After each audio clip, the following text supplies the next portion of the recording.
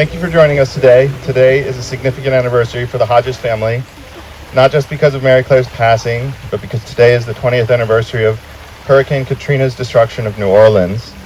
The home in which my mother, Mary Claire, was raised, flooded. My Uncle John's home was also destroyed by the floodwaters, and my grandmother Rosalie's forced relocation from her nursing home to another part of the state ultimately resulted in her passing. As it was for many, Katrina's arrival had devastating effects on the Hodges family in New Orleans, and we are very grateful for the opportunity to engage in remembrance here with you all today. We gather this morning in the sacred space between earth and sky, water and light, to honor the memory of Mary Claire Hodges on this 25th anniversary of her passing. As a Waldorf kindergarten teacher, she understood profound rhythm of the seasons, the wisdom of cycles, and the eternal nature of love transcends physical form. I'm going to start with an opening verse by Rudolf Steiner. In Rudolf Steiner's book, Calendar for the Soul, he wrote a verse for each week of the year. So please join me in opening our ceremony by reciting his week 35 verse, which corresponds to the week of my mother's passing today, as translated by Bridget Knack from its original German. This verse poses the essential question: can I recognize in the spiritual world itself the source of truth, that I may be its worthy ally? Can I so deeply know true being that it may find itself anew?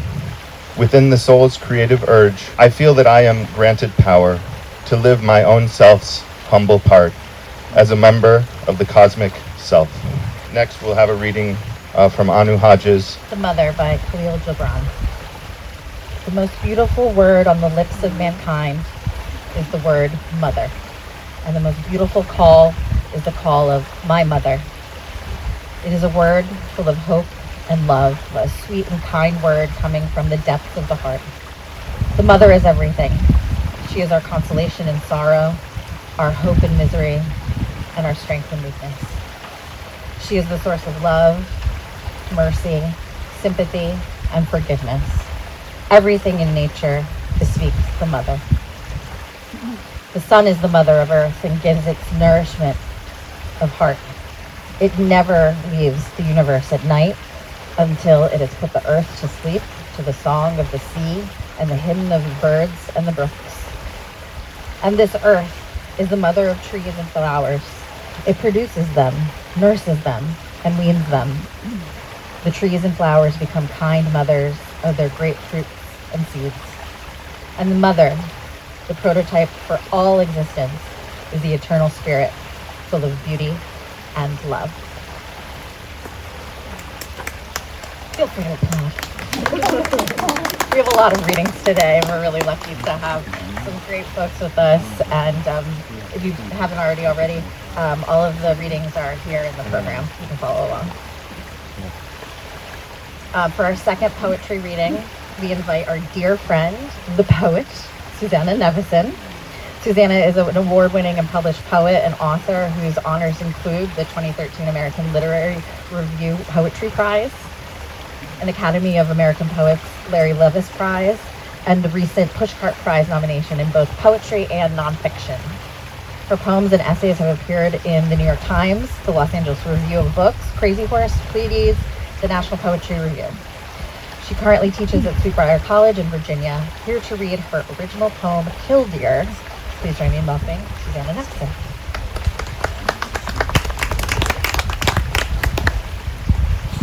It's like a ready-made poem. How have I gone through my life without knowing about it? And by it, my friend means killdeer, the bird who lays her eggs in the parking lot or on the golf course, just daring you to fuck around and find out, the most metal of mothers who feigns an injured wing to lure away predators. And now we are laughing at, but also admiring, the ridiculous mechanisms of love and survival, how a creature could be wired to put herself in harm's way, then wired to spend her life mitigating that harm. And if this is a ready-made poem, then this is the part where I must become the stand-in for the killdeer, where I must reveal that my daughter is sleeping just 20 feet from me, though I didn't give birth to her in the driveway or on the front lawn, won't perform an elaborate ruse to lure you away from her room and reveal my own questionable mechanisms, one of which draws me to her bedside to watch her small chest rise and fall, my useless impulse to watch a sleeping thing, to whisper again and again, "I love you, do you know that?" Though of course she doesn't respond, though of course even in this poem I can't lure harm away, because every night I must lay her down right in the middle of a dying planet, whose edges, not unlike the edges of whatever rooftop or sandbar the killdeer patrols, not unlike the right-hand margin I can't shore up, are beyond my true control, harbor dangers I fail to fathom while still knowing they're real. And so I cling to this belief that witnessing my child's sleep can render her uninjurable, a word I now conjure like a second-rate spell, as I talk with my friend and my daughter's asleep just out of earshot, as we name unfeigned hurts and wounds, as if this might lure you away from the few unhurt good things, from my daughter and the soft blanket I tuck under her chin, a gesture you might equate with the killdeer raising her uninjured wing, which she does now, like a flag signaling carrying dangerous cargo, or keep clear, like the cloak a magician waves to make you look away or disappear. Thank you, Sue. Thank you for flying out and supporting me and honoring my mother. That beautiful poem. And thank you to Anita, Anu. I'd like to invite Hattie Craven to give us a musical performance next. Hattie is a singer-songwriter and musician who grew up in this community, performing and recording since the tender age of 11. She is the daughter of an award-winning musician, Joe Craven, with whom she often tours the country. You can see her regularly in the greater Sacramento area, including at her residency at the Roostaller Farm in Dixon. Please join me in welcoming Hattie Craven.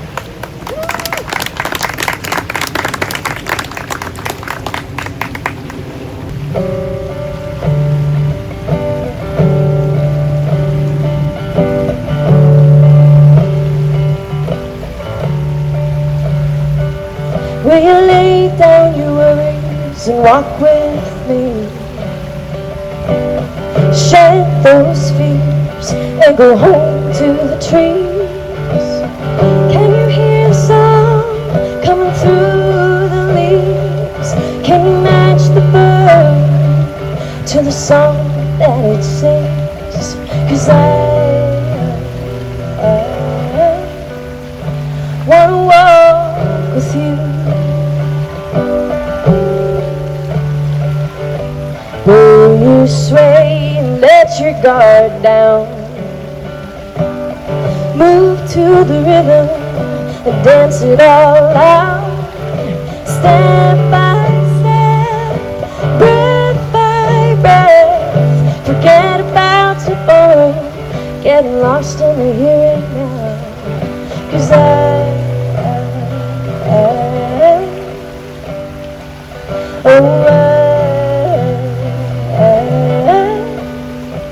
wanna dance with you. Will you carve a little time and sing with me? Don't worry about the words or singing off key.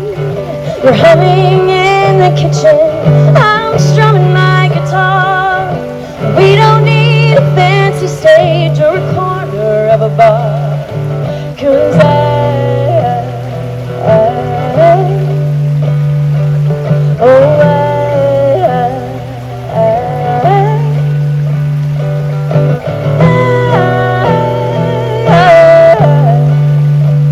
wanna sing with you.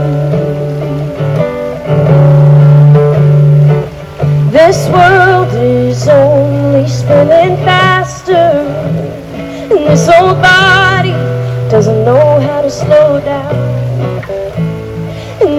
tell you these things don't matter, but they matter.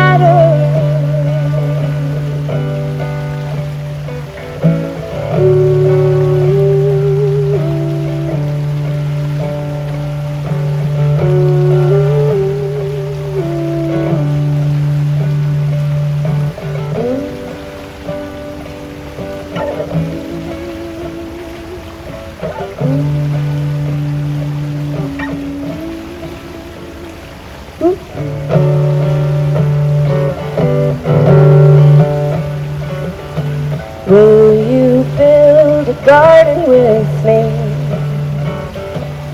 Plant it patiently, all by sea, through the rise of summer's harvest and the fall of winter's rain. Will you root down through the seasons and tend it day by day?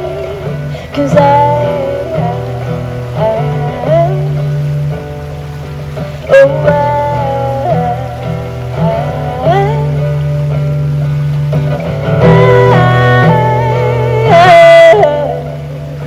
wanna grow with you.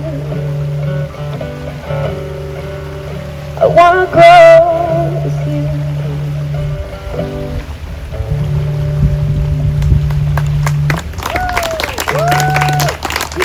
Thank you, Hattie. Such a beautiful performance. We will be hearing from Hattie again in a few moments. But first, I wanted to invite our guest to briefly share any memories of Mary Clare. First, we will share memories sent in from her friends who were not able to attend in person. And before that, I'd like to kick things off with my own memories to share of my dearest mother. I've entitled it "A Flame That Shaped My Life."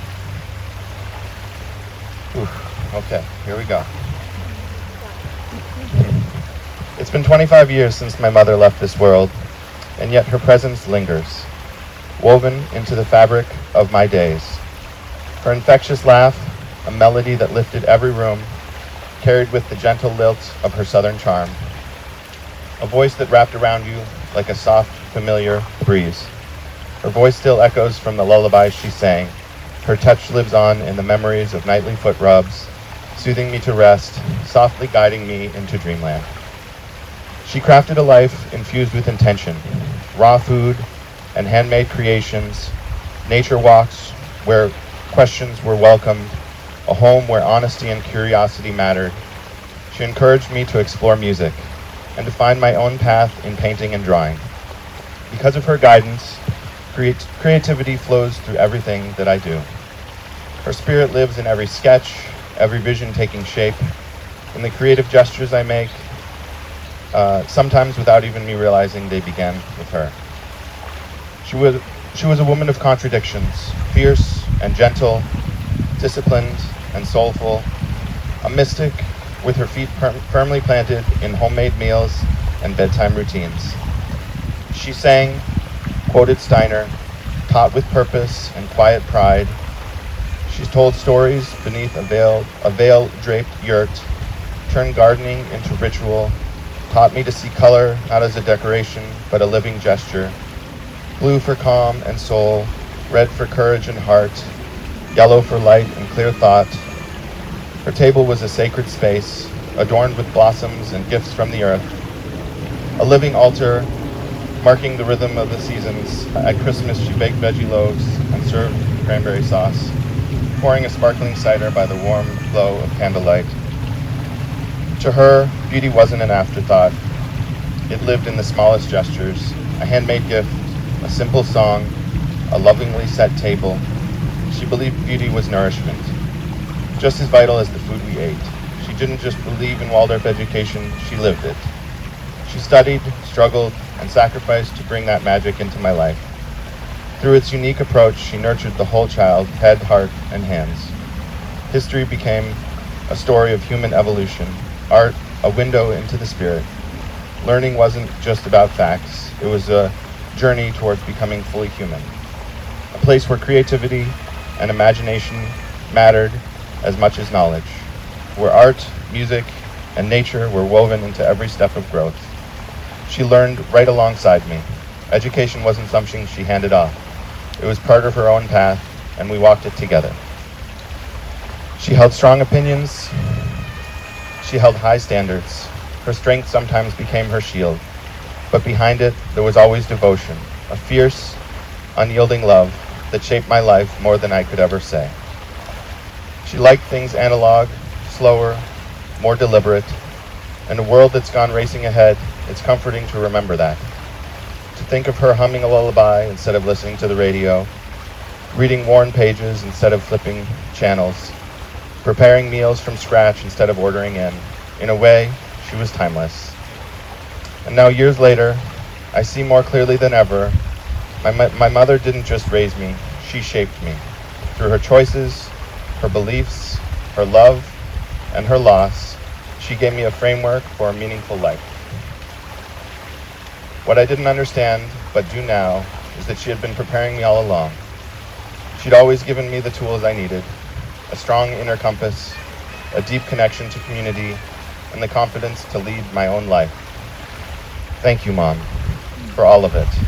The fire, the firmness, the lullabies, the education, the meals, the Steiner quotes, and the deep, abiding sense that life is sacred, and that our task here is to love and to create beauty wherever we can. We remember you, we honor you, we carry you with us always.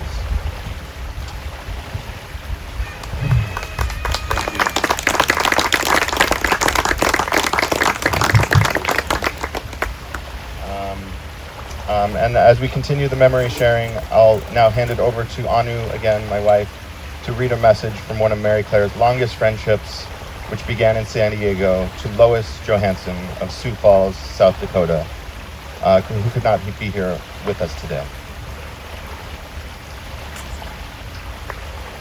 With smoke in her eyes, fire in her belly, and tenderness in the heart, that was Mary Claire. She had a sly, quick, acrid wit and laughter that could carry from here to kingdom come. Mary Claire could quote Steiner and the Upanishads in equal measure. In that smoother than comfort Southern accent, she would explain with unmatched clarity, fervor, and deep passion the three Goethe mystery dramas. We saw them live in San Francisco, and while I could barely keep up, she followed every line in nuance, her eyes alight with understanding. She was a tree hugger. We did lots of that together. A plant eater too. Lots of salads. She used to joke with my kids that salad was made of nothing but water, air, and a little sunlight. I remember her alternative diets. My personal favorite? The all grape one. Her humor both wicked and jolly, and her kindness great. Mary Clare Hodges lived a life of consequence marked by cleverness, craft, discipline, and self-control. She had a brilliant mind, and when her body could no longer carry her, we were left, sadly, bereft. Even now, 25 years later, we mourn her loss. We still feel the emptiness of her absence. She left us far too soon. She was a truly great person, one of the very few I can say about that without hesitation. In today's language, Mary Claire was a, quote, badass woman of stature and grace, a true warrior woman. She belongs not only to the Steiner tradition, but also to the ages, and to us, personally and deeply. Christelle and I both wish we could have been there to celebrate the anniversary of her passing, but we couldn't be present in body. Please know, we are with you in spirit. We will be making a donation in her honor to our local Union Gospel Mission. I know she is with you, Vajra, in your travels, your adventures, in the amazing and multifaceted life you live. You are loved, thought of, and remembered always alongside Mary Claire. God bless the memory of your dear mother, Vajra. She is truly missed.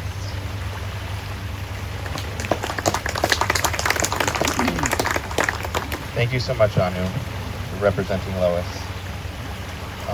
Next, I invite our dear friend Reggie, who I went to architecture school with in LA and was gracious enough to join us today. He will be reading a message from my Uncle James, Uncle Jamie, or Brother Jamie, as my mom would call him. He was Mary Claire's older brother, who could also not be here together. They grew up in New Orleans, and James now resides with his bride Joan just outside of Atlanta. Join me in welcoming Reggie Hamir. Mary Claire's artistic spirit was something she carried with her from the very beginning. I remember seeing it shine through even when she was young.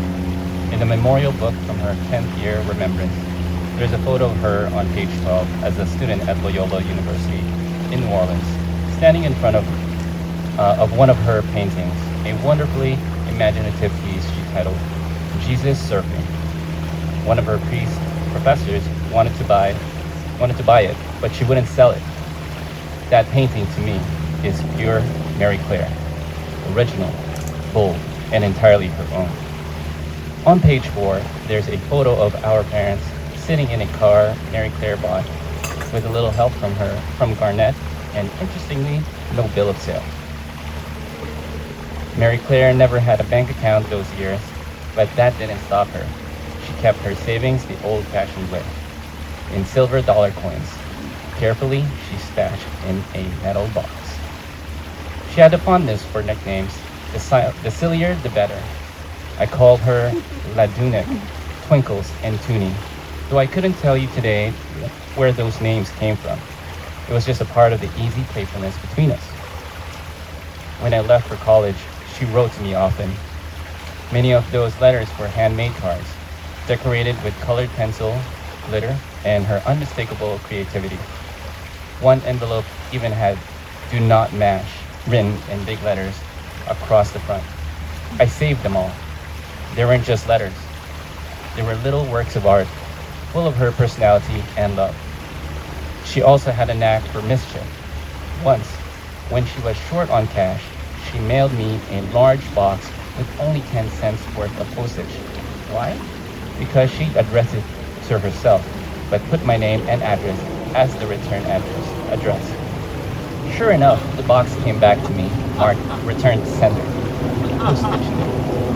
Clever, wasn't she? That kind of creatively frugal spirit is what we've come to call thinking like a Hodges. A reminder to be smart, resourceful, and a little bit rebellious. It's the classic Hodges mentality, quietly and cleverly making things work at the edges of the usual rules, fueled by grit and ingenuity. Her gift-giving was unique as she was. After you were born, she'd send Christmas boxes wrapped not in the usual red and green paper, but in a patchwork of colored papers, plastic, and ribbon, never the same twice. Inside, each present was its own surprise, a ceramic trinket to hang from the rearview mirror, a handcrafted shoe shine brush made by a cooperative in Calcutta out of goat and horsehair, with the description etched on the mango wood handle. I still have that brush, and every time I use it, I think of her and I smile. Recalling those memories has been a joy for me. They remind me of the things that made Mary Claire so special. Her humor, her generosity, her boundless creativity, and her ability to turn even the smallest gesture into something unforgettable. I will always cherish those moments and the love that came with them. Uncle James, aka Brother Jamie. Thank you, Reggie. We will now invite our present guests to share a memory, a quality you remember, or how Mary Claire touched your life. Please share memories of her time at college here at the Rudolf Steiner College, moments of wisdom or kindness, her connection to nature and seasons, or how she embodied the principles of anthroposophy. I welcome anybody, if they have any short words they want to share, you're welcome to come up. Thank you. So Mary Claire and I met in middle 90s, early 90s, and our first encounter was here, and then we had a painting class together here, and we continued to pursue painting together. And I knew her, I would say casually, but we kind of made a connection. Many of the things that you talked about yourself and from her good friends that knew her as a peer, I experienced, and so that forged our connection through the love of art. Also working in early childhood education, we shared that bond. And later, when she became ill, I was asked to come on as an integrative healer, and we rekindled our connection. And it was my great honor to be asked to continue as a helpmate and caregiver as I lived right around the corner. So I was there for the 2 years, and it was on and off, but more intensely toward the end. And the intimacy that we were able to share during that, and all of the things that you mentioned, enriched my life as a person that has encountered very serious physical challenges. So we shared a lot of that, and some of the things I remember are these contradictory aspects of her nature as she battled. She was ready to continue life. And I feel privileged to have been able to hold her hand, hold her body, make food. I tried feeding you, you were playing basketball, you were so busy. But the connection that you shared and the challenge that you also went through, I feel privileged to have been a part of, because I learned so much about myself. And just anecdotally, her mischief came out as she faced what she knew was inevitable.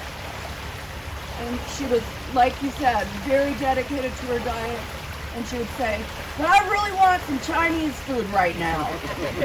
And I said, "Fuck it, Mary Claire, we're going." She goes, "All right." And that was, toward the end, I would play music and do things together, but I wasn't doing hands-on care. And then one day I said, "You like show tunes?" And she said, "I love show tunes." And so we got to share a lot of things that are special, because it's ushering someone to the next step. I just wanted to reiterate everything that you said, all of you. I feel privileged, and I really had to face my own fears, my own challenges about being in a physical body and making ready for what we all will face. And yeah, she gifted me so many things. So many of the things that I was still using in teaching. Books she gave me, and they were precious, these things to her. Everything had a place, everything, she knew where everything was, and it was a small space, but it was just a very important part of my life. And I remember this day, and the day before this, very specifically. And I'm just so glad to be included. So thank you, Vajra. Thank you so much, Steph. Unfortunately, I only knew Mary Claire for her last 5 years.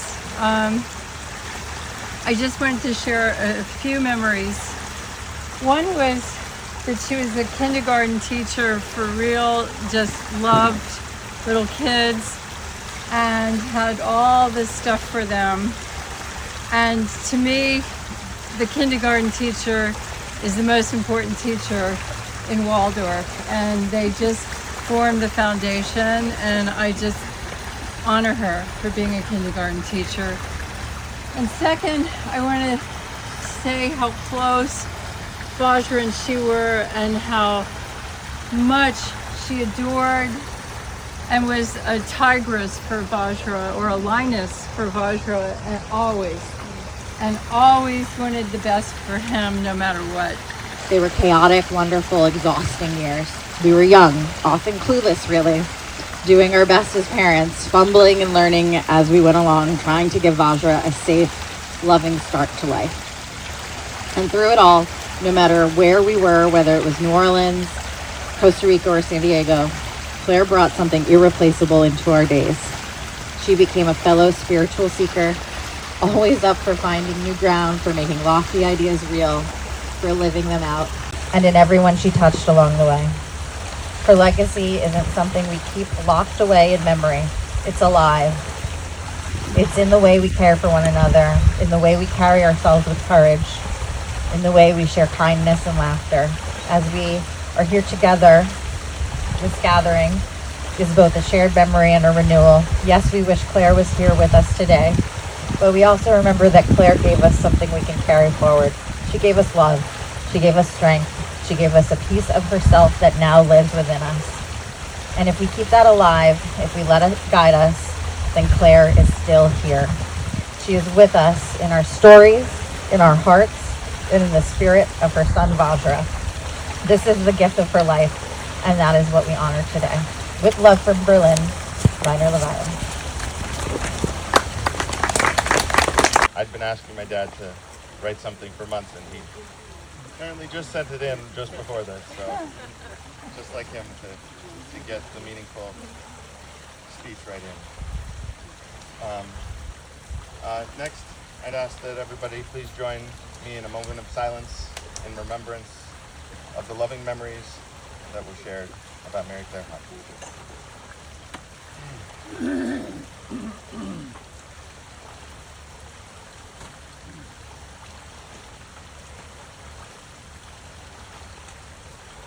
Thank you. Today we gather to dedicate this memorial bench, which is here, as a lasting tribute to Mary Clare, a place where future generations can sit, reflect, and feel her presence in this garden she loved.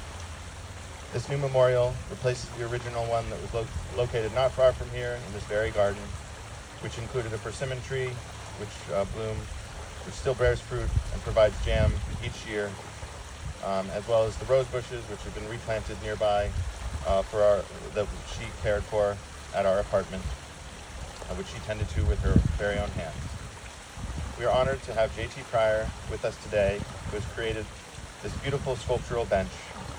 Through his skilled hands and artistic vision, he has given us a tangible way to honor Mary Clare's memory. J.T., I invite you to please share a few words about your creation. Wanted a lot of like river energy, since we got the American River right here, and it's such a big part of our community and our program here. We walk the river every Monday, and it's a big part of Waldorf and everything, and there's so much you learn from nature. So there's kind of three arms of the bench, and each one has themes that come from the river. We've got the one in the back is an alder leaf, which white alders are nitrogen fixers, and they put nitrogen back into the soil, and they have really strong roots right in the water. You never see them outside of the water. They're like in the river, so you can't get more water, energy than that. And then the other arm kind of changed as I made it. It was probably the one that was the least defined. I really wanted to do this like Fibonacci root system thing, and then it kind of turned into this waterfall, and now it kind of looks like the backside of a pirate ship. So it just kind of became its own thing, and that was really fun to just kind of let that unfold.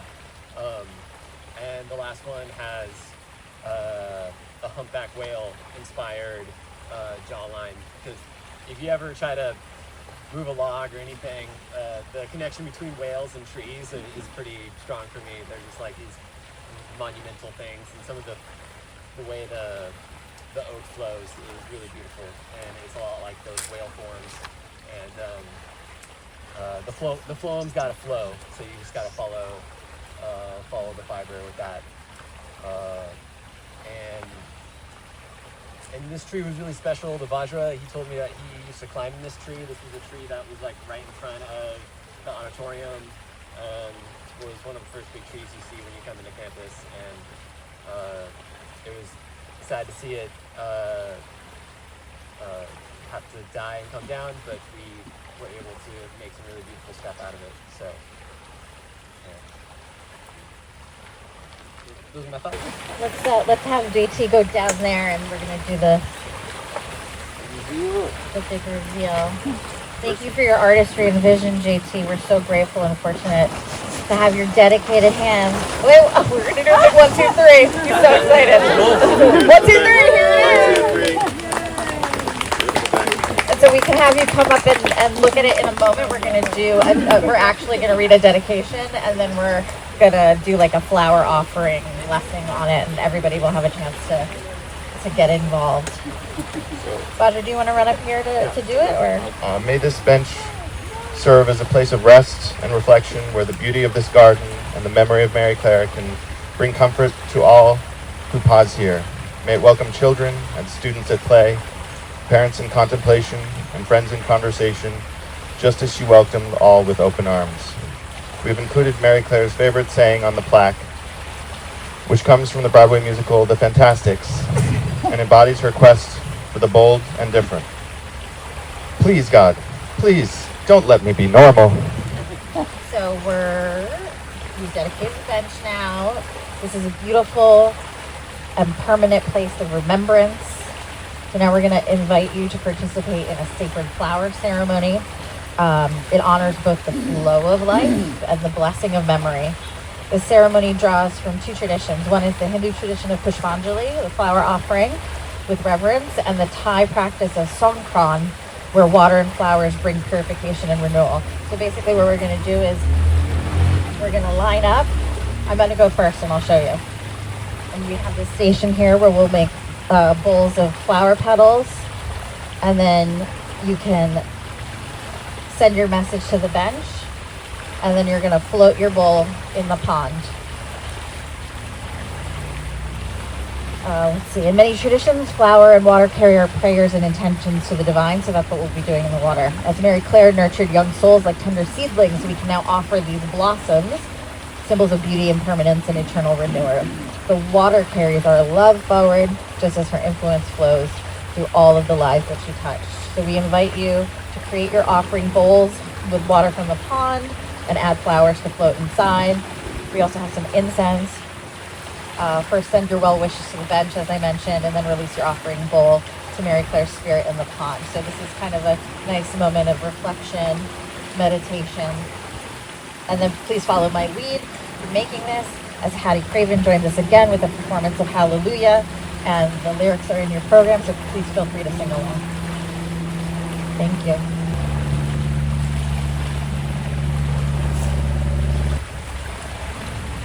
I thank this community for your support. We close this ceremony with a meaningful excerpt from Rudolf Steiner's Staying Connected, which encapsulates his philosophy on remaining close to those who have passed. Those who have died do not lose interest in the world they have left. On the contrary, their interest is increased. Their gaze is directed much more intensely towards the earthly world than it ever was before. They remain connected with us, and it is for us to remain connected with them. Remembering them with love, we make real what binds the living and the dead together. Those who have crossed the threshold need our thoughts as nourishment, just as we need their nearness as comfort. Thank you again for joining us for this memorial ceremony and bench dedication. May the light that shone through Mary Clare's life continue to illuminate our path. May her love for children, nature, and learning live on in each of us. May we carry forward her gifts of wonder, compassion, and wisdom. As we watch these flower offerings drift gently across the water, carrying our love and memories, we are reminded that Mary Clare always believed that the most sacred moments happen when people gather around a table to share food and stories. In the Waldorf tradition, she understood that nourishing the body and soul go hand in hand. Today, our ceremony continues not with an ending, but with a beginning, a celebration of the community she helped create and the connections that remain strong 25 years later. She would have delighted in seeing children and adults, former colleagues, family, and friends all coming together. Please take a moment more with these floating offerings if you wish, then join us at the luncheon table. The farm and cafe stewards here at Meristem have prepared a feast of seasonal, wholesome foods that honor her values. Simple ingredients prepared with love, just as she would have appreciated, for a vegetarian meal that celebrates her Italian and New Orleans roots. Come let us break bread together in her honor. The luncheon is set up just beyond the garden gates in the campus's Philadelphia Hall. Please feel free to move at your own pace. Some of you may want to spend a few more moments here by the pond. Others may wish to visit the memorial bench, and that's perfectly fine. We'll be gathering gradually, and there's no rush. My mother always made space for everyone's rhythm. Say thank you again, and we're joining her. Our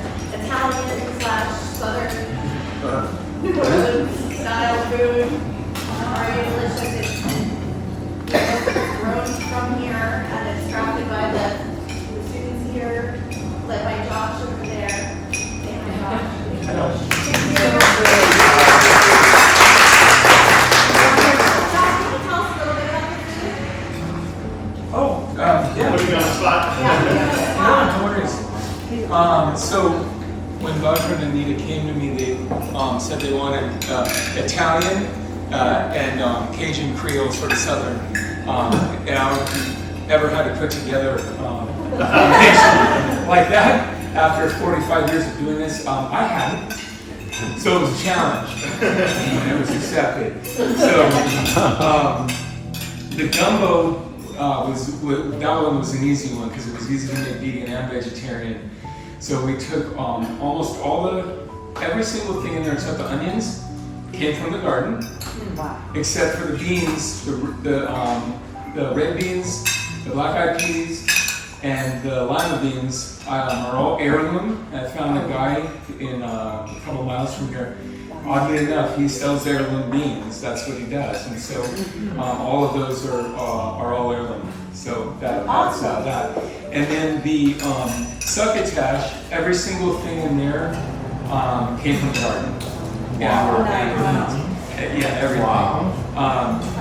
I couldn't find heirloom rice. I said I was going to, so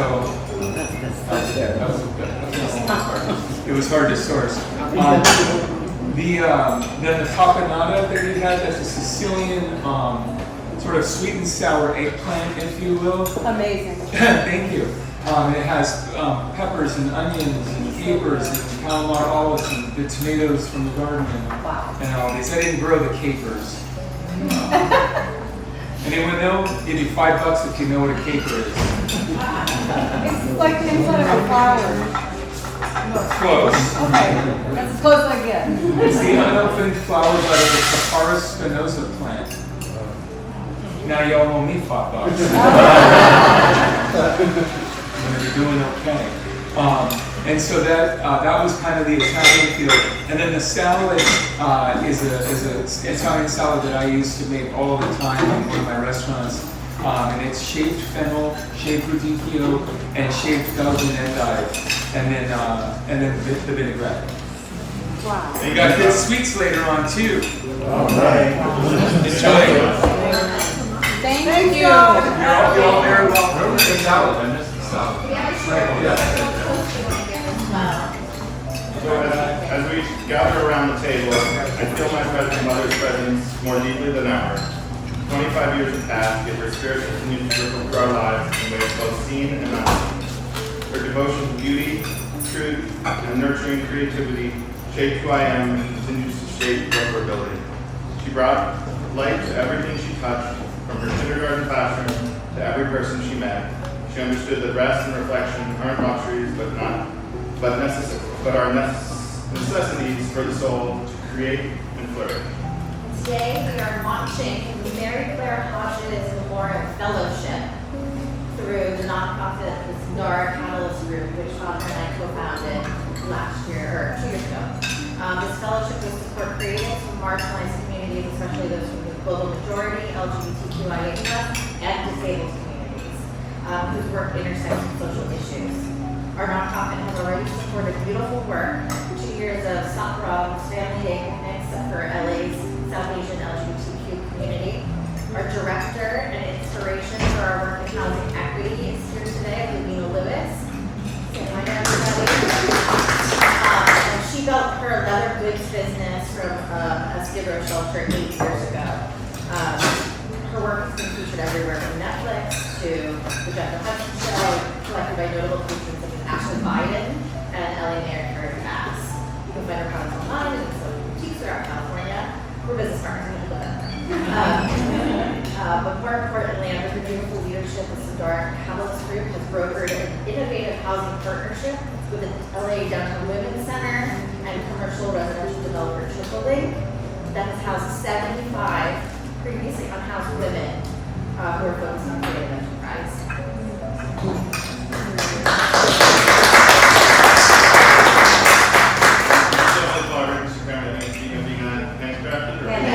Being a handbag, she just does incredible work and so grateful to partner with her. This fellowship will provide what my mother knew was essential: time, space, and rest in the beautiful space we create in coastal New England, where inspiration can bloom, just as she created a sanctuary for children and communities to learn and grow, we toast, please check your place cards for 2 gifts. The Tulsi Tea Blend is made here at Marystown Collective in the Garden to support young adults on autism of the spectrum. Their culinary team prepared today's beautiful lunch as part of Marystown's many social enterprises here on campus. And the soap that you see there as well, the cube, is made from Palestinian olive oil. Given the current suffering of children in Gaza, we know Mary Claire's love for all children would inspire her to wish for peace and healing. So we raise our glasses, and we're continuing in unity to create spirit everywhere into the fellowship that will honor her legacy by nurturing life in others. Cheers.